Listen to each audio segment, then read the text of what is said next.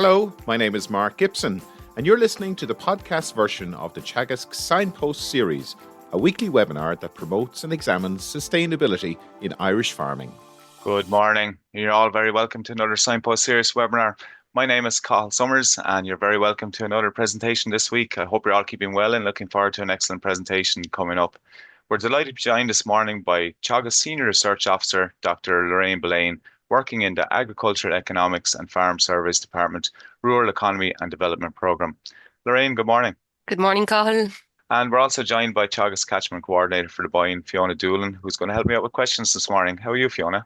Morning, Cathal. Morning, Lorraine. Lorraine, I think this is a really timely presentation that we're going to have a chat this morning. I expect a good few questions because you're on to talk about the importance of climate adaptation on farms, and we said to you before we come, we talk a lot about weather here, and we've talked about droughts. Some parts of the country have droughts this year. Some parts have had a bumper year for grass growth, and now Storm Amy has arrived. And looking at some of the reports in Glengarriff and Cork, 107 mils of rain fell yesterday, which has wiped out roads, and we forget sometimes the farmers have to go out and work in those conditions afterwards, and the hardship and issues that it brings onto farms.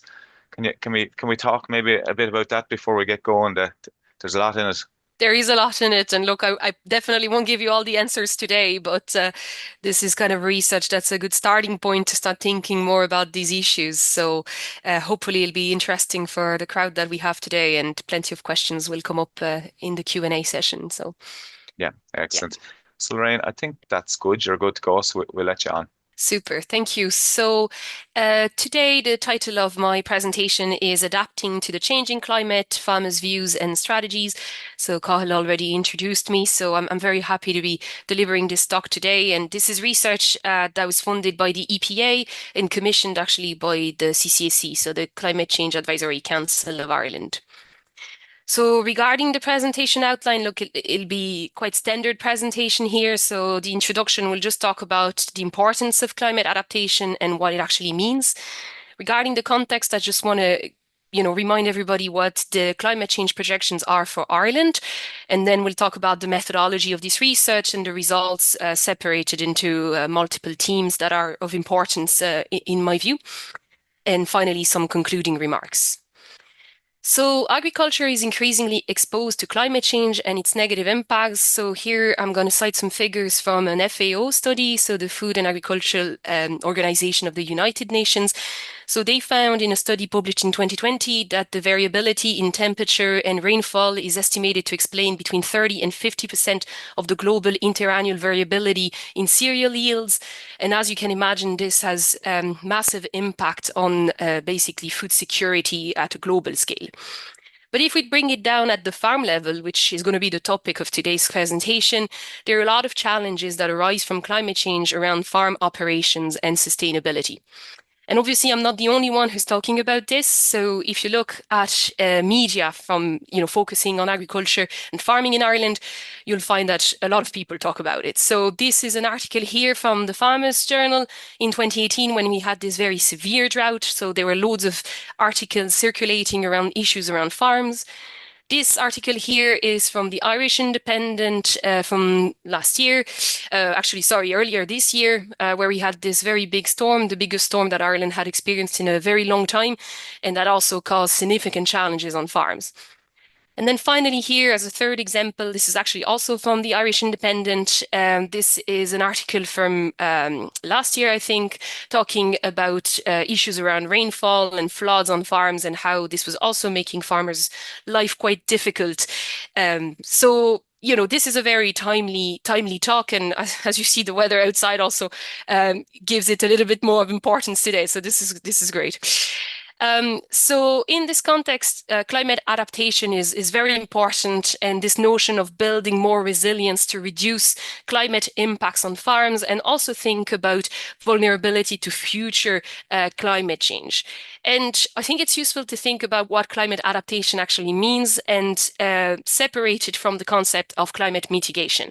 So climate adaptation basically gathers actions to adjust to actual or expected climate and its effects. So we're looking at how we can adapt to the current climate or future climate that we expect. And this is all to basically moderate harm or exploit beneficial opportunities that might also arise from climate change. And it stands in contrast with climate mitigation, which basically looks at actions to reduce emissions or enhance the sinks of greenhouse gases. So when we talk about climate mitigation, we look at how we can limit climate change, versus in climate adaptation, we look at how we can adapt to it. And both of these concepts actually work together, but today we'll talk specifically about climate adaptation. So in this context, climate adaptation has actually, come a little bit more to the forefront of public policy in the last 5 to 10 years. And this is despite the predominant focus that we see on climate mitigation. So I kind of expect a lot of people here to have heard a lot about climate mitigation, maybe a little bit less on climate adaptation, although more and more people are looking at that as well. But in reality, there's actually mixed progress in implementing the policies that are related to climate adaptation and in adaptation planning in general. And this is the case at the EU level for the agricultural sector as well as for Ireland. But in Ireland, what we have is a sectoral adaptation plan for agriculture, which was published in 2019, and it is currently being revised. It'll be updated by the end of this year. And this adaptation plan, in my view, is a very good starting point for the agricultural sector because it recognizes that we have an issue here that we need to look at and help farmers essentially to adapt better and build this resilience. But when you look at the document itself, there's actually quite limited information in terms of what farmers can actually do on their farms to adapt to climate change. And this brings us to the work that we are trying to do in the socioeconomic program that focuses on climate adaptation in Teagasc, which is essentially improve our understanding of how climate change can affect farmers and the type of actions that they can take to adapt to climate change. And the ultimate goal here is essentially to improve the supports that we have for farmers through, an integrated approach between policy design, research, and knowledge transfer. So coming to the objective of this study in more particularly, so essentially in this study, what we looked at is farmers' experience of climate change and the impacts that they were perceiving on their farms. And we also tried to identify the farm level strategies that farmers were implementing to adapt to climate change, as well as the factors that were affecting their implementation.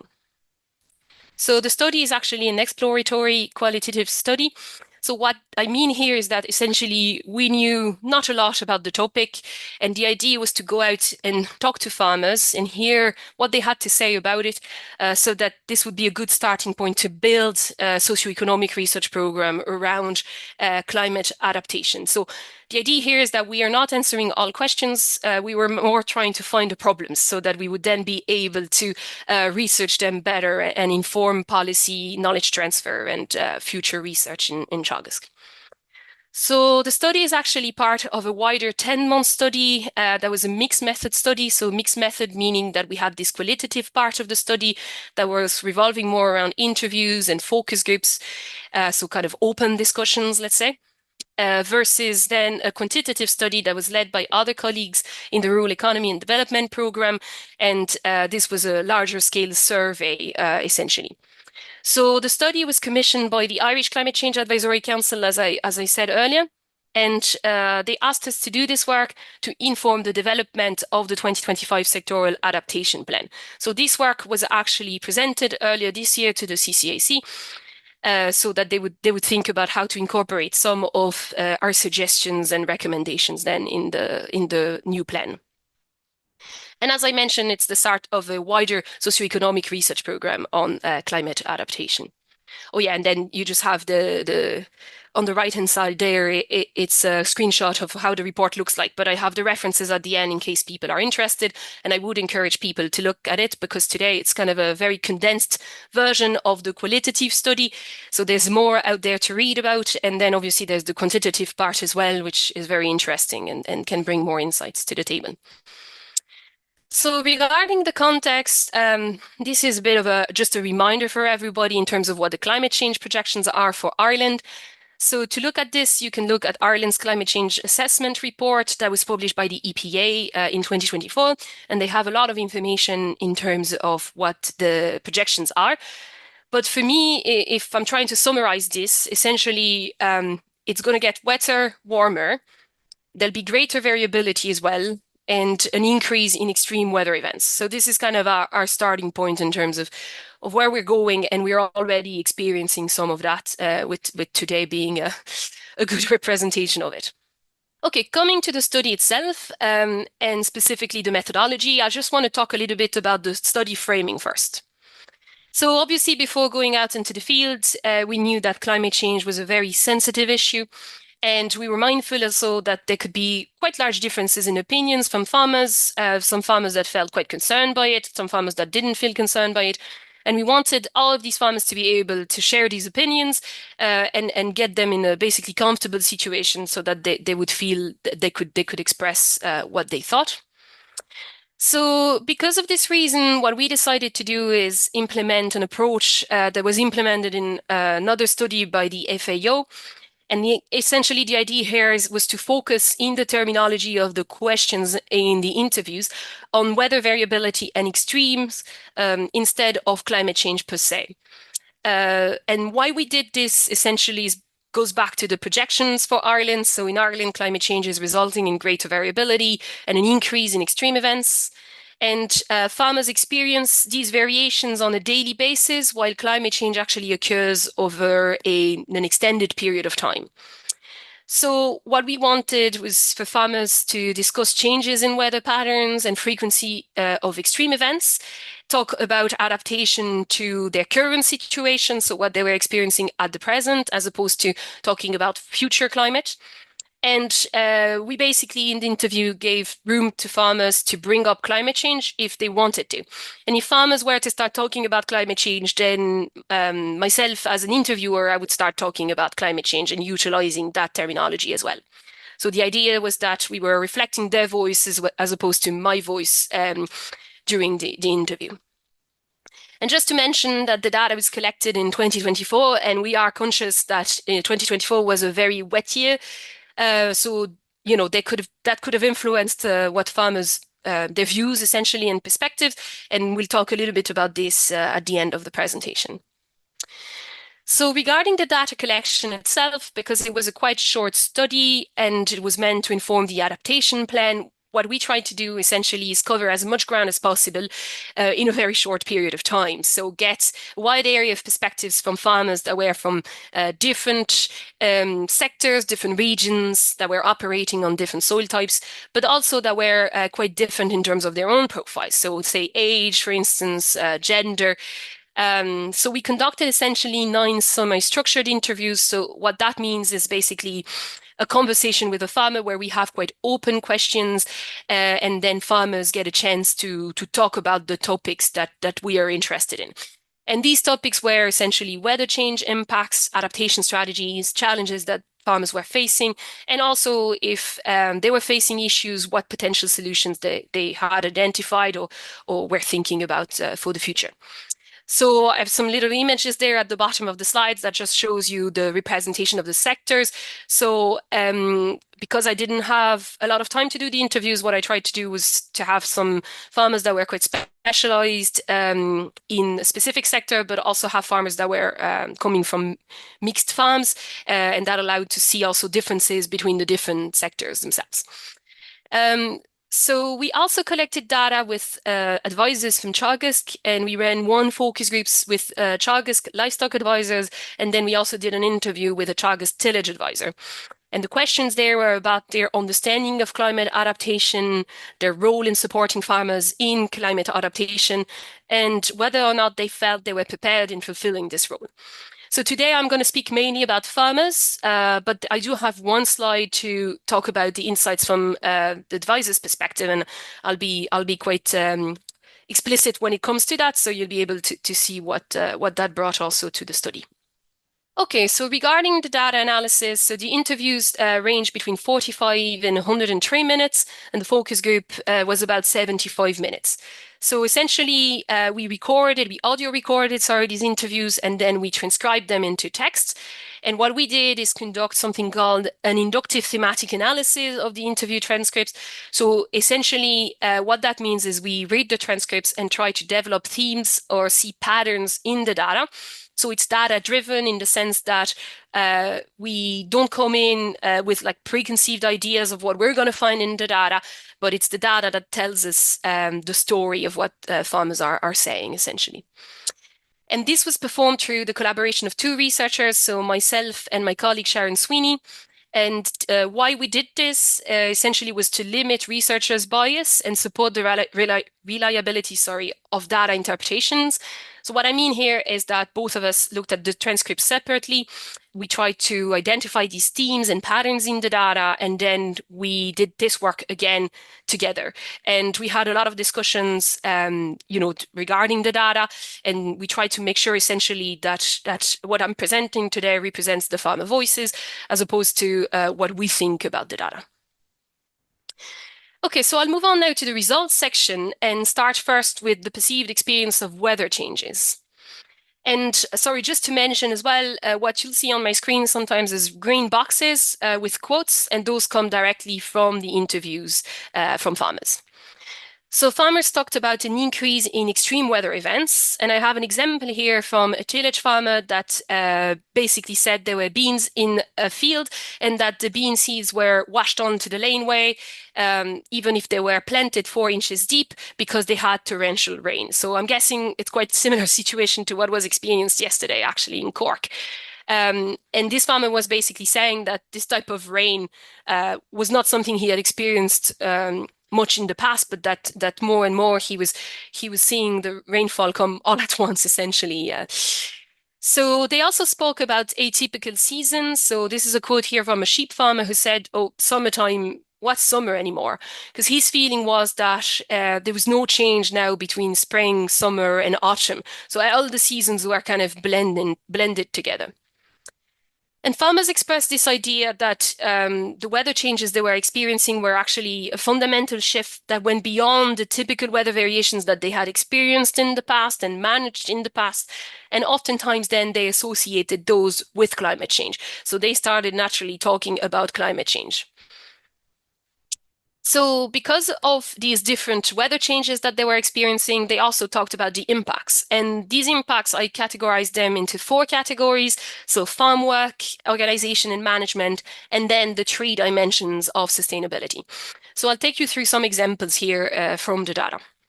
So regarding farm work, organization and management, farmers talked a lot about disruptions to the farming calendar. And this was essentially affecting a lot all the field operations. So the ability to spread slurry, to spray, to harvest, cut silage, all of these, where these tasks were essentially at times delayed on the farm. Land access and trafficability was an issue, and this also affected the ability to graze the land for livestock farmers. They also talked about pressure around infrastructure, so animal housing space could be an issue. So you have to think last year, so for instance, in the West, we had some farmers that had the animals in for 9 months and they weren't, the infrastructure weren't prepared to do this essentially. And this also caused issue around slurry storage. So we heard a lot about that actually in the media last year. Farmers also spoke about shorter windows of good weather to do these field operations, and this was particularly an issue for farmers that relied on contractors because contractors were under greater pressure to attend to all of their clients, and people could be kind of left stranded for a while because of this issue. So I have a quote here from a pig tillage farmer who said that the window for spreading slurry, the window for sowing crops was just getting shorter and shorter, and that as a result, they were having to spray more at night time sometimes when the weather was good, which meant that they were working both during the day and during the night and ending up with these very long days, which was then tougher going for the workers, essentially. Moving on now to the environmental dimension. So there were impacts on the soil in terms of soil waterlogging and flooding at times as well, damage to soil structure. So this was, for instance, through poaching or compaction. They also spoke about issues revolving around crops. So this was both for tillage crops as well as grass, issues around growth, the quality of these crops, and the capacity to utilize them then. They also talked about yield loss, so just crops not doing as well as they would normally do, in kind of more typical years. I had a farmer here that was actually from the Shannon Callows, so this is an area that is quite sensitive from an environmental standpoint, and he spoke about biodiversity loss because some of the land was being flooded, and this affected the ability to essentially preserve habitats that were important for certain species of birds. They also spoke about water quality around issues regarding slurry spreading, for instance, but they also spoke about this in terms of grazing. So, when animals are grazing out there and then suddenly there's torrential rain, so farmers were quite conscious that this wasn't an optimal situation in terms of water quality. Moving on to the economic dimension, they spoke about financial loss associated with these yield decreases. They also spoke about additional costs because when you're having a longer housing period, you're having to feed the animals indoor, and this was resulting in greater costs. The pig tillage farmer spoke specifically about the influence of, let's say, global climate change on grain prices. So what he was explaining essentially is that if there's some climate change impacts in areas of the world where the harvest and would basically dictate the price of certain grains globally, that this could have an effect also locally in Ireland, essentially, and for systems such as pig systems where they rely on grain quite a lot, this could increase volatility. And then one farmer also spoke about poor returns on rented land. So he was paying quite a good price to rent land, and then the land wasn't actually yielding the results that it was expected to because of poor grass growth. And as a result, this was causing some economic issues. So I just have a quote here from the Shannon Callows farmer who actually lost some land for silage and grazing, notably in 2023, but this was something that he was observing more and more in recent years. And as a result, he had to get fodder, and it was quite difficult to source that fodder. This is a quote that refers to the year 2023. And he had to buy a lot of stuff, and he owed a lot of money to the local merchant, and it took him over a year to square that up, which basically was very stressful. So he said that it frightened him what he owed that person for over a year. So following on from that, then are the social impacts, which relate to farmer well-being, for instance, worry, stress, and the additional workload that are caused with dealing with these weather changes. But they also spoke about this in terms of the farm worker perspective and issues around the farm worker well-being, as well as retention, notably on dairy farms. They also spoke about issues in terms of animal health and welfare. So this was related to, for instance, the heavy rainfall or the repeated rainfall over a long period of time during the grazing season, but also issues when we are having to extend the housing period as well.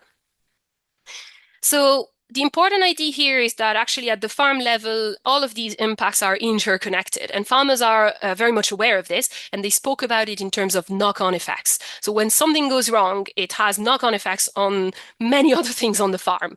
And this can be quite challenging because you're having this cascade of effects and you don't know where to start to stop it. But if we look at it from the opposite side of the coin, what we'll find is that if farmers find a way to adapt, the adaptation then can work through similar pathways because there are synergies, and it can help them then to basically improve their economic, social, and environmental situation. Okay, I'll move on to another theme that came up in the data, which was related to the need to adapt. So farmers actually, in my view, understood the situation and this need to adapt. And I have a quote here from a beef sheep farmer who said, "It's not going to help us if it continues this way. The way we farm would have to completely change. How, I don't know, but it's going to be very different." So this idea then that farmers did not always know what to do to adapt. But I guess what's interesting as well is that there were various views on how to approach it. And in my opinion, it reflects differences in the attitude of farmers towards risk and uncertainty. And I have two examples here from two dairy farms.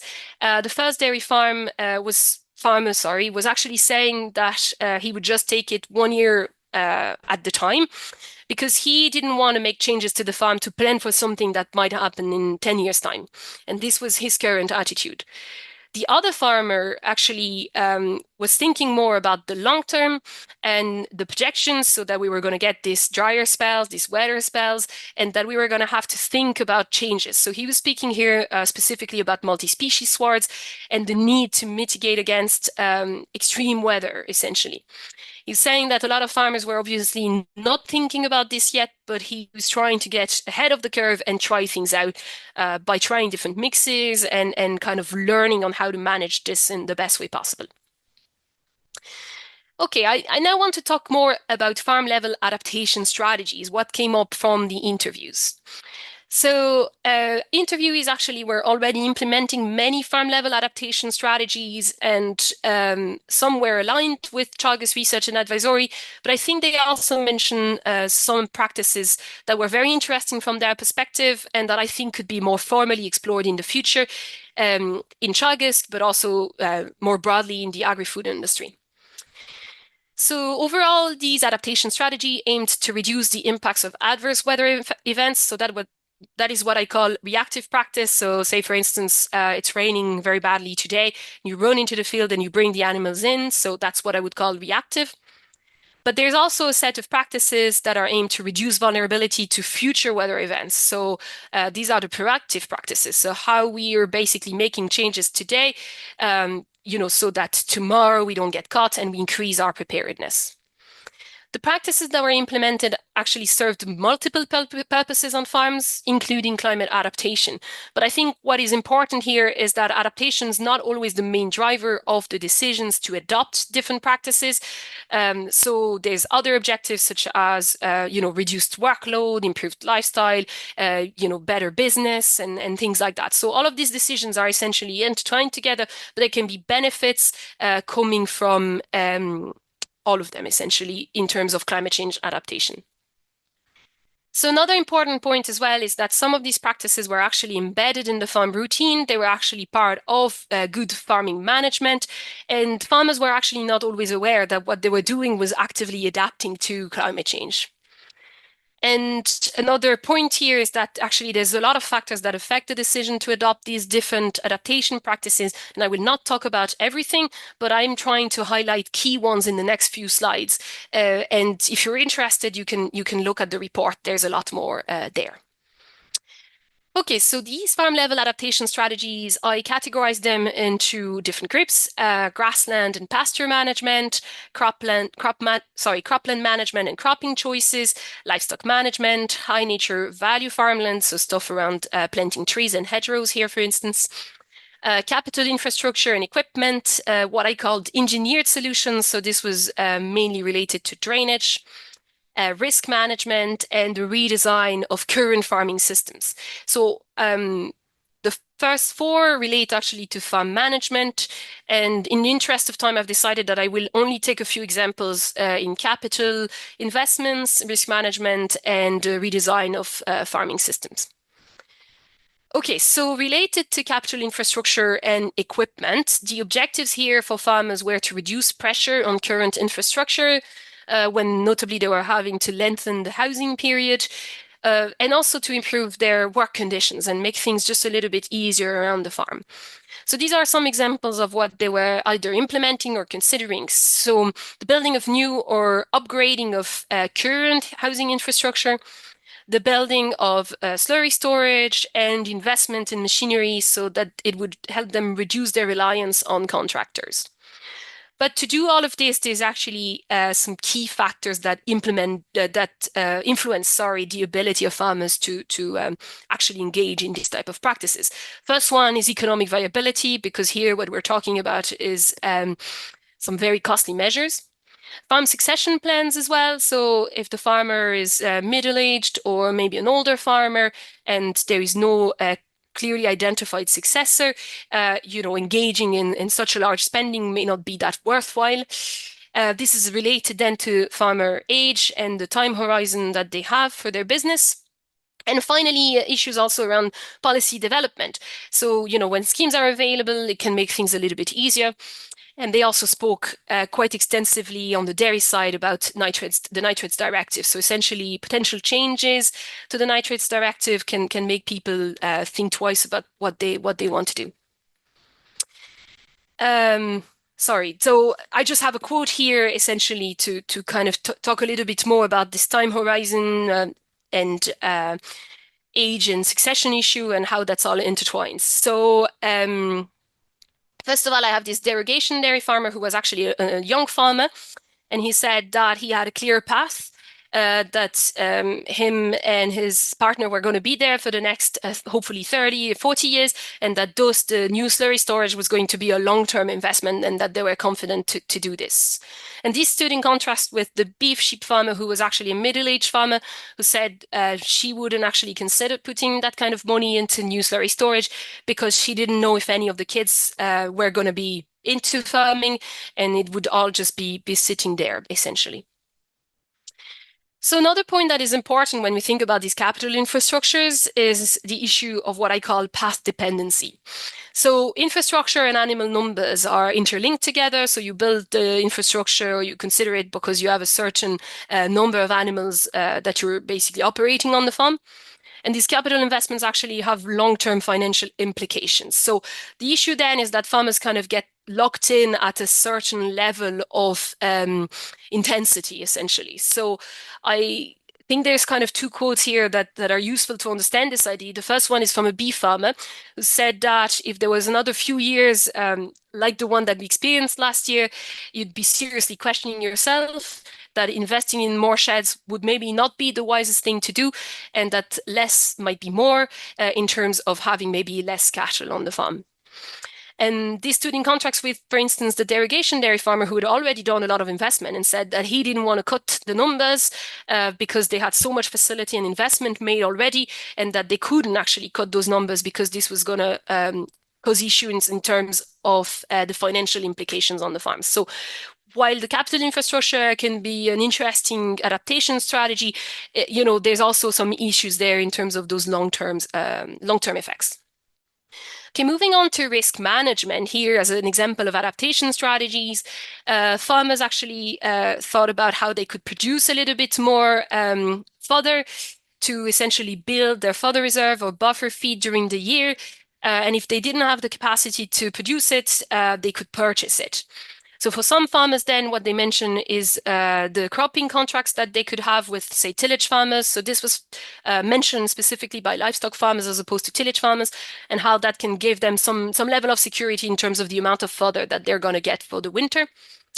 Another thing that farmers were doing is essentially lowering the animal stock before winter so that it would reduce the cost over the winter by selling some animals essentially in the kind of the autumn time. And then finally, some of the farmers also engaged in the practice of preparing business plans that would account better for volatility, both in terms of weather and in price, so that they would kind of test the system and ensure that they could actually cope with these changes.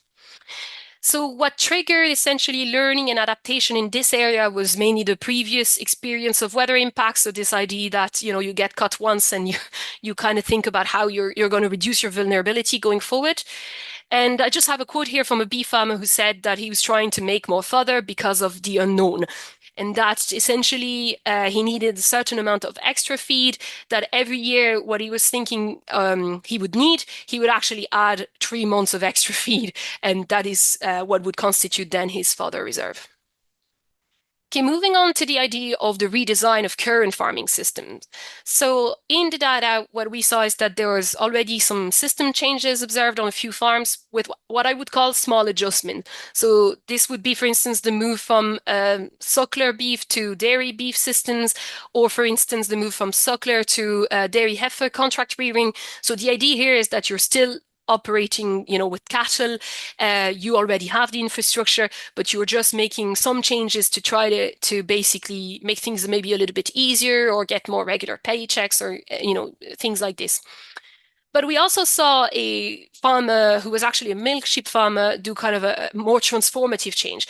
And for this farmer, what he decided to do essentially was move away from the low-cost grass-based system model to a more indoor-outdoor system. And what he said in the interview was that grass would only represent about 60% of the diet.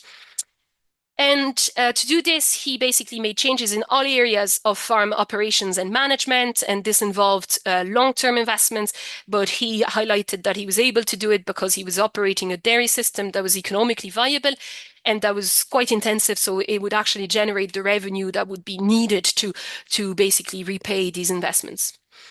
So here are some quotes of the reasons why he did it. So he felt like he wanted to move away from the dependence or the exposure to this weather variability, and that in his view, resilience was not the grass-only model, the low-cost model, but that he preferred to essentially have a higher input system where he would have a more stable income over time.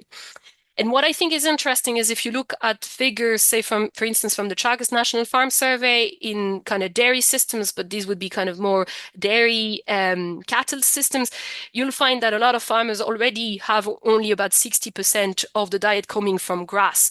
So I think that there are some farmers who are already operating a little bit of these systems without actually expressing it as explicitly as what this person was doing. Okay, so talking now about pathways towards climate adaptation and specifically farmer supports to help them adapt to this changing climate. So farmers talked about financial support and the importance of these financial supports in terms of the further support schemes that we have at times.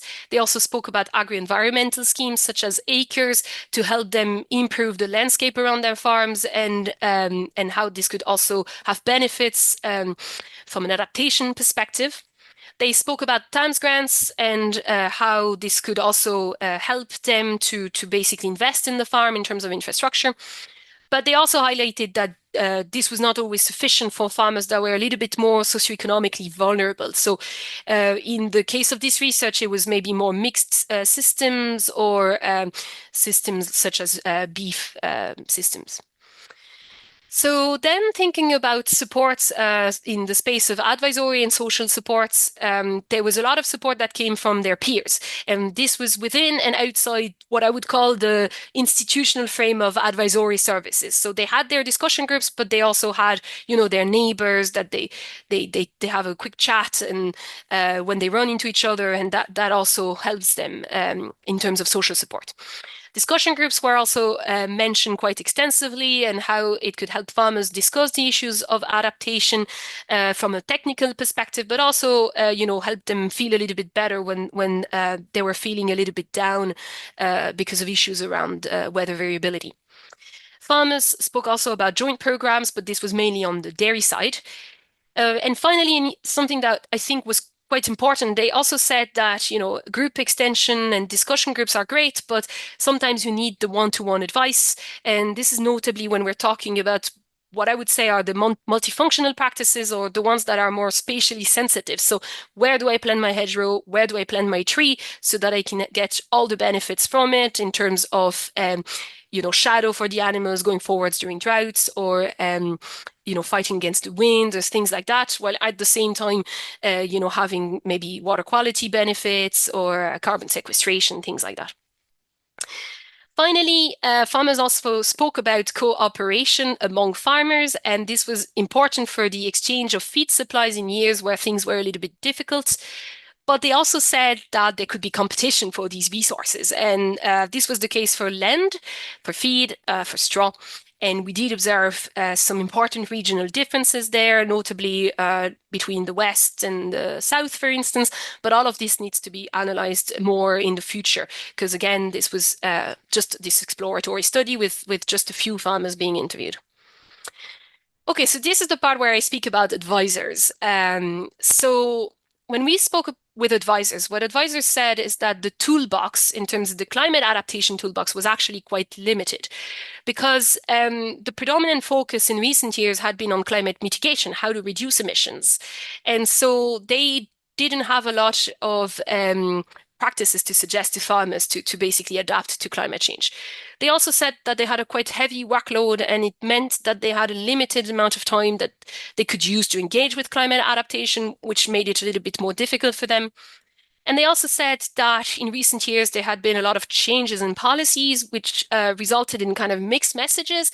And this had an effect in terms of causing fatigue for both advisors and farmers, and made it more difficult to keep up with what was going on and give the best advice to their clients.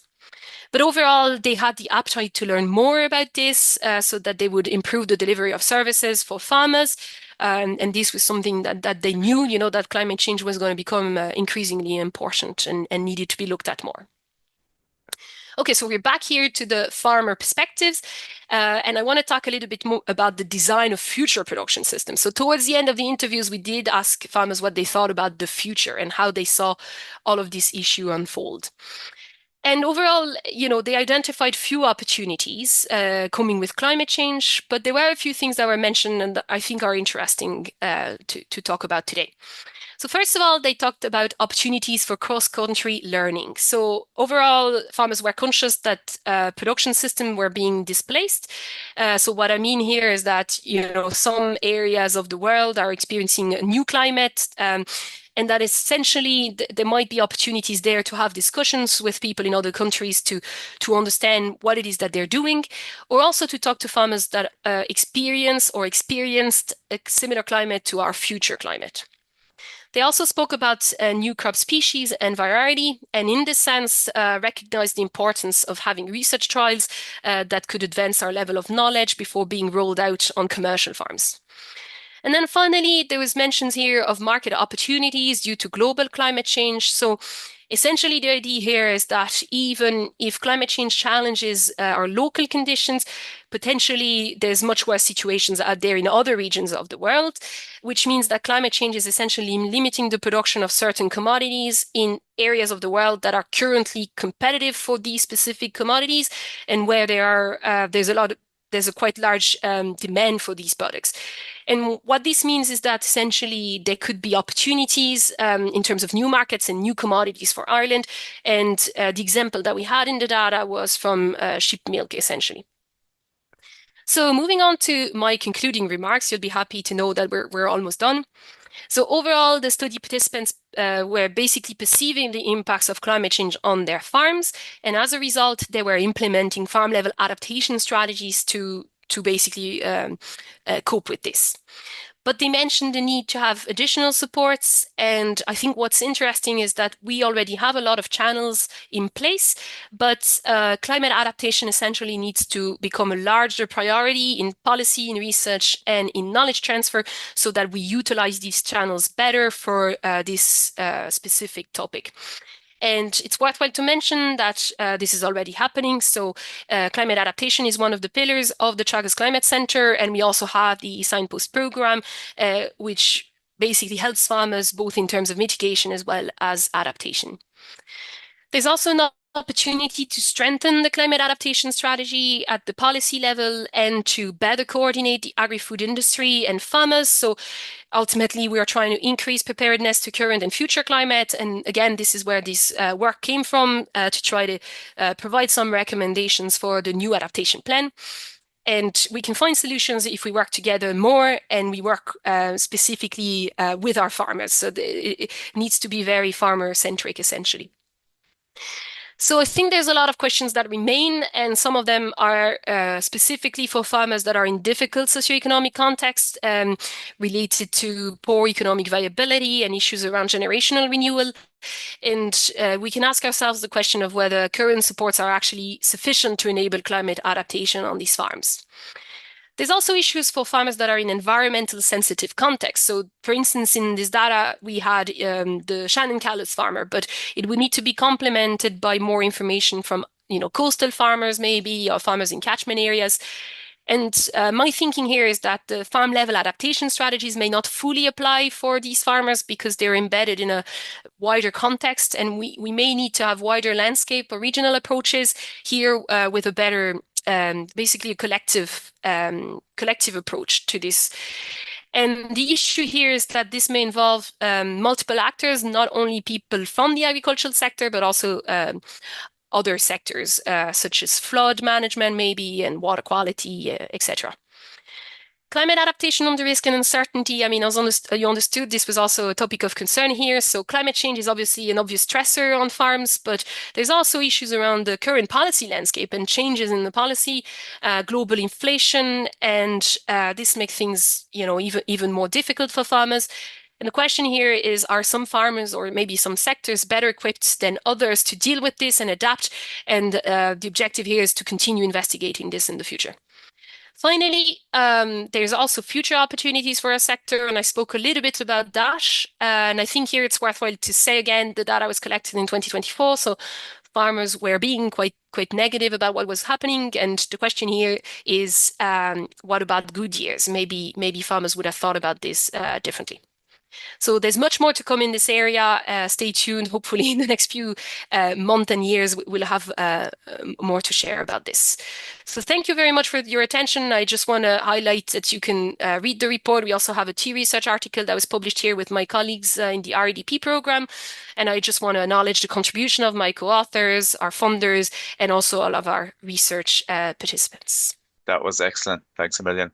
You're after opening up a can of worms and questions here. I think there's so much to talk about. But I won't delay too long because Fiona, I know there's lots of questions coming in here, but there's a question I have, and there's a couple of questions that comes in that I might gather some of them as well. But so we talked about changing climates, and some of the farmers' opinions are, looking at mitigation measures, which we have lots of mitigation measures. Our advisors, our programs are trying to deliver that will help to adapt farms for climate change, which is great. We have big programs in place and really good technologies and measures. I'm a little bit concerned sometimes that some farmers may have a knee-jerk reaction, say, for example, from going from something like a grass-based system, which is low cost, which Ireland is renowned for, all the way over to an indoor system, which it may look better on paper in the short term, but one of your pig farmers suggested that external global prices are volatile and we can't control them. And if you have 40% of feed being imported farm, that can be something we can do now that in the short term looks really good, might be very, very negative. So I'm a bit concerned that that's number one. And another kind of a point came up on one of the questions. So if we're talking about food and importing food, obviously we want to stay with grass-based system, it's the way to go for us. But if we did that, what will happen, or where does that go, or should we be growing more grains in our country maybe to be resilient against that?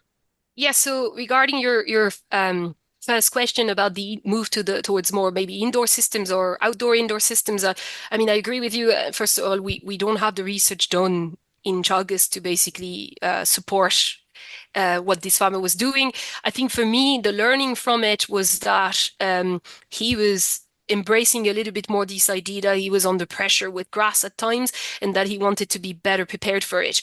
Whereas what I find is that, with this research, there were farmers that essentially had the animals in for 9 months last year. And not only not last year, in the last few years, they observed this lengthening of the housing period, which meant that their infrastructure wasn't at all adapted to it.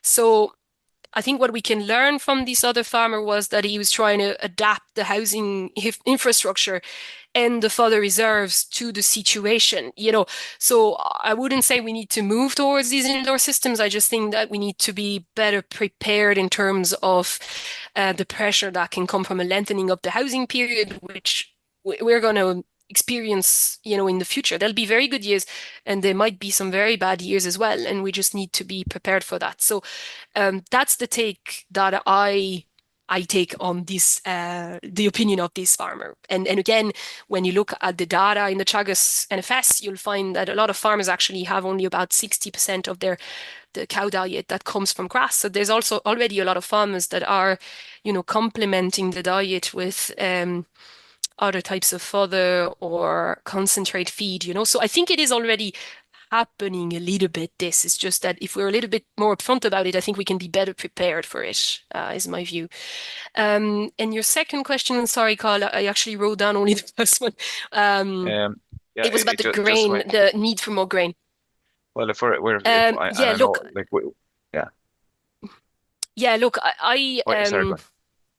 sorry, yeah, I think from the research, I was wondering if one of the outcomes of this research is that tillage farmers are a little bit more vulnerable than livestock farmers. But I think that we don't have enough data yet to say that. And this is part of some work now that I'm doing with a PhD student using a larger data set to try to understand a little bit more the differences between the sectors. So I'd say, so that's one thing. The second thing is that there's been a decrease in the amount of tillage farmers in the country, also because of the difference in profitability with the dairy systems and competition for land and things like that. So I think that we've seen a reduction. I mean, this is a sector that's a little bit under pressure. And personally, I think it would be no harm in growing more grain in Ireland, because when you're depending on other countries to provide that grain and they might be experiencing climate change as well, it's also putting us in a situation that is a bit uncomfortable. So yeah, so that would be my thinking. I'm not sure it would affect the prices though, because the prices of grains are not set. We're a very small player, so this may just affect the supply as opposed to the price, if you know what I mean, Carl. Yeah, no. Lots of questions, Fiona. There are, Lorraine, and I'm going to start off with one comment we made ourselves this morning. The media and ourselves focus a lot on climate change during extreme weather events, say like we're experiencing now. But do we tend to lose interest, or did your farmers acknowledge that they tend to lose interest when normal conditions are resumed? Is it just a topic that they visit when they are challenged by these, or was there any take on that from them? Yeah, I think this was acknowledged by farmers. One of them then even spoke about the fact that actually, there's the very bad years, say every 5 years, but that there are smaller extremes in between, which I thought was an interesting way to look at, where you could have a drought for, say, I don't know, a week maybe, or a drier spell, let's call it, for a week or so, where they're having to maybe buffer feed with a bit of silage, but then you forget about it because it was maybe a few bales and nothing that caused a major panic on the farm. So I think you're absolutely right. People tend to lose a little bit of interest when we forget about it, and maybe it's a good thing as well, because it is a quite stressful issue. But that being said, because of the increase in the frequency of it and this notion around these atypical seasons as well, where it's not really an extreme, but it's kind of this notion that seasons are kind of blending together. I think farmers are becoming more and more aware that they need to have a better fodder reserve. These practices that are essentially good farm management, I think, they're a little bit more conscious of it. Coming from this study, again, we would need larger numbers to verify that. And I should look again at the findings from the quantitative part of the report. I think for some of that it was looked at as well. As part of that leads very well into the next question, Lorraine, which is about the numbers that you used. And I think you said it was you're really looking at quantitative rather than qualitative. Can you comment on that, because that was an interesting concept that was a few questions on. Yeah. So look, I mean, the goal of the qualitative research is that you have an open discussion with the farmer, that the farmer can basically lead that discussion where he or she wants to go, and you can basically explore topics really in depth. You're going to be talking for an hour and a half with a farmer, whereas when you do a survey, it's going to be a 5-minute survey where the questions are already defined by the researcher. So, even if we try to do surveys in the best way possible, the way we phrase them are going to influence the interpretation of the farmer. Whereas in the qualitative side, it is much more open. So I think it's respects more the voice of the farmer. And for me, it's something really important to do when we're trying to learn about a topic where we don't know anything about, and this was very much the case for climate adaptation, in my view. Like, we weren't ready to do a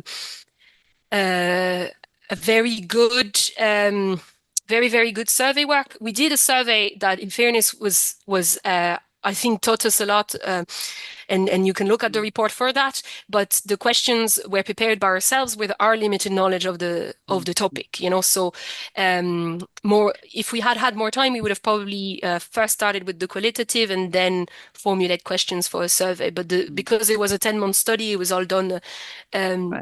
in parallel. So yeah, I hope this answers the question, Fiona. Yeah. No, it does, and you've kind of led into the next one when you've mentioned their adaptation, because a number of times, it was raised in the questions: are we looking at mitigation or adaptation, or can we do both at the same time? Yeah. But from your point of view with this survey, it was really it was the farmer attitude and awareness of adaptation and more so than mitigation. Is that correct? Yeah. So we tried.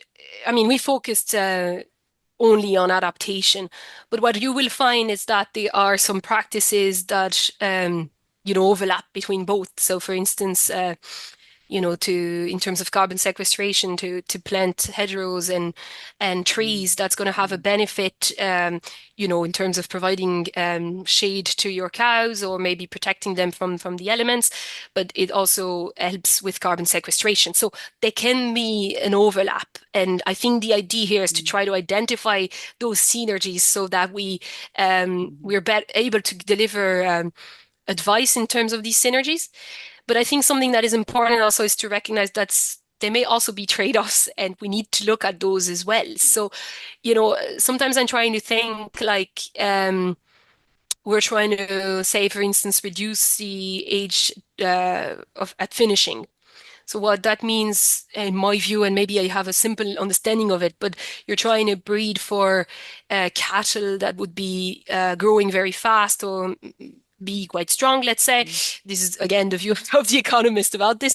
And this is in terms of mitigation. But from an adaptation perspective, this type of animals may not be suitable at all for certain farmers. And maybe some of those that operate on heavy soils, these animals are too heavy, and so I did speak to a farmer who was moving to dairy beef because he felt in the context of climate change these animals were actually better suited for his soil type. So then they can be a bit of a trade-off, and I think we need to analyze that more going forward. Yeah. Very last quick question, because I'm sure Cathal will hold me up if I stay going. But there is you identified, farmers said they understood the need to adapt, but sometimes they weren't sure on how to do that. So quick comment on how professionals like advisors, how they're best, what should they do to, I suppose, encourage that, fill that gap, or how can they assist in filling that gap with farmers? Yeah, I think a lot of this has to do with communication. So I think if you look at let's take the example of the mitigation pathway that we have in Teagasc. We have the MAC curve. It's very clear. We know what to say to farmers. It's there. It's been communicated clearly. On the adaptation side, if you type climate adaptation, you don't have a list of actions there that advisors can pull from to give advice, in various situations. It doesn't mean there's no information at all, because obviously we already talk about fodder reserves, we already talk about slurry storage, all of that, but it's maybe not communicated in a way that we understand this is, in the best way possible. And again, if you look at the example of mitigation, you see the contrast there. So advisors absolutely have roles, but what I would say is that we also need to work on the future climate, and I think this is where maybe research together with our farmers and our advisors can try to find solutions as well. So what we have at the minute is very much focus on the current situation and the dealing with the impacts. It's a bit reactive. That's what I mean. So if you want to be more proactive, we'll have to expand that toolbox, in my view, going forward. And you're right, Fiona, we are just out of time, but and I know we'll go a minute or two over, but I have one additional question to add to that, Lorraine, because I think it's an important one. So you mentioned MAC curve, and we have like signpost programs, we have biodiversity, water quality programs, we have lots of really good information, research, really good advisory information coming out. Did you get a sense from the farmers that they identified that there is obviously problems on their farms, and that's associated with climate change, and we have technologies in place, but I suppose did it come across that the technology and devices there, how willing are they to put it in place on their farm? That change management piece, we have solutions, but are they willing to get it to adapt it quickly on the farm rather than pushing it out? Well, I think, Colin, that's where we also need to separate the mitigation from the adaptation. So, when you talk about mitigation, you're really talking about something that is for the greater good in a way. So it has a public benefit in terms of reducing emissions. Sometimes it can be cost neutral or cost efficient. We do have practices like that, but you're still talking about something that, you're calling the side of the pharma that is about the public, it's public facing, you know what I mean? Because in adaptation, what you're talking about is something that is very much private. I mean, it's about your business, how to cope with things that affect you directly. And I think in the communication piece, it's quite different, one versus the other. So my sense, and again, this is not backed by data because we do need to do that work, is that in the adaptation piece, farmers are a little bit more worried, maybe a little bit more ready to willing to have these conversations. Not saying that they're not in that mitigation side, because we obviously have farmers that do a lot in that space as well. But I suppose it's just this public versus private benefit that is it's quite natural in human nature, isn't it? So yeah, I hope that helps a little bit, Kyle. And then obviously they're still facing barriers, which I talked a little bit about in the presentation. But it's about identifying those and trying to improve support so that they can overcome them in a more easily, let's say, going forward. Yeah. Yeah, I think it's an important way to finish. And you mentioned in your presentation as well that, some people were a little bit afraid to put measures in place because they don't know what's going to happen. But at the same time, we talk a lot about generational renewal and the next generation coming on to take over our farms. And I suppose if we don't put stuff in place, the next generation won't be as quick to come in. So we have to bear that in mind as well. So we need to think of the people coming after us too. Yeah. So unfortunately, Rain, we're out of time, but that was a really interesting presentation. I think we're going to have to bring you back on again at a later stage because there's a lot more to talk about. And apologies to everyone, we didn't get through all the questions. A lot came in, but Fiona, you did a great job, and we got through a lot of them. But Lorraine, thank you very much. That was an excellent presentation and certainly eye-opening to think what's coming up for us anyway. I just want to thank you, Fiona, for questions, and also like to thank Yvonne Marr for all your help in the background and running the show. And next week, we can look forward to Teagasc Catchment Coordinator for the Blackwater, Dr. Philip Murphy, and we'll discuss targeting water quality actions in catchments of concern. And that's a very important message for improving our water quality, and it's not to be missed. So do tune in again next Friday at 9:30. It's long before. You've been listening to the podcast version of the Teagasc Signpost Series, the weekly webinar that promotes and examines sustainability in Irish farming. Don't forget to join us live every Friday morning for our latest webinar. For more, visit teagasc.ie. And you can also rate, review, and subscribe to the Signpost Series on Apple Podcasts, Spotify, or wherever you get your podcasts from.